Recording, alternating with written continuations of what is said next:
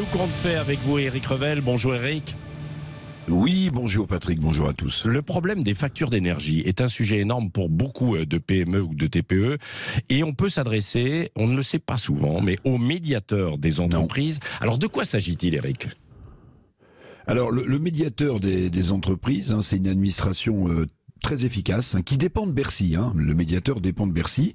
Il est dirigé, ce médiateur, cette médiation, par Pierre Pelouzet, et elle a pour mission de régler en fait les différends à l'amiable entre entreprises, sous-traitants, grands groupes sur, par exemple, des retards de paiement.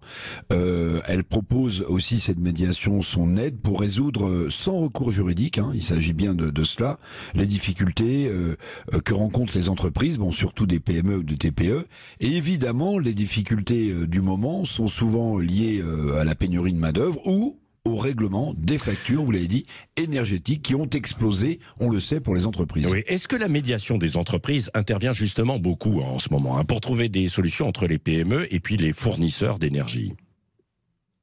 Alors, j'ai regardé les chiffres et grâce à Pierre Pelouzet, je les ai eus. Le constat sur les factures d'énergie des entreprises, reçues en tout cas par le médiateur. Je dis pas que toutes les entreprises, évidemment, s'adressent à la médiation des entreprises.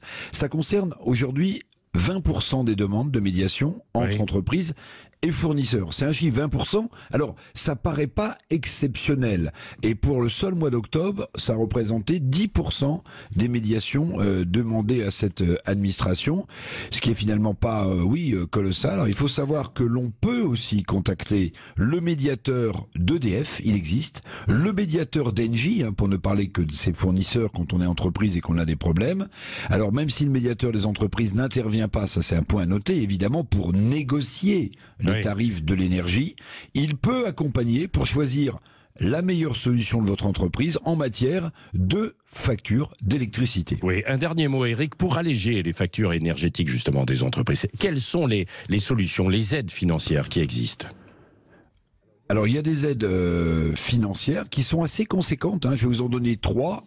Les entreprises bénéficiant d'une baisse peuvent bénéficier d'une baisse de la fiscalité sur les prix de l'électricité. Ça, les entreprises le savent peu, les petites notamment. C'est ce qu'on appelle le mécanisme ARENH. Bon, je rentre pas dans les détails. 2, les entreprises de moins de 10 salariés, 2 millions de chiffre d'affaires, bénéficient, écoutez bien, du même bouclier tarifaire que les particuliers. Toutes les petites entreprises ne le savent pas.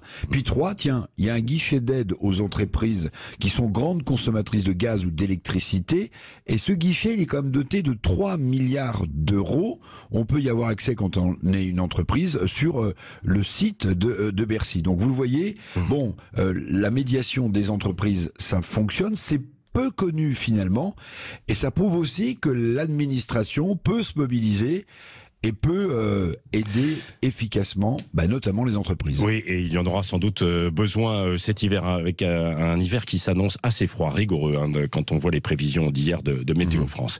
Merci Éric Revel.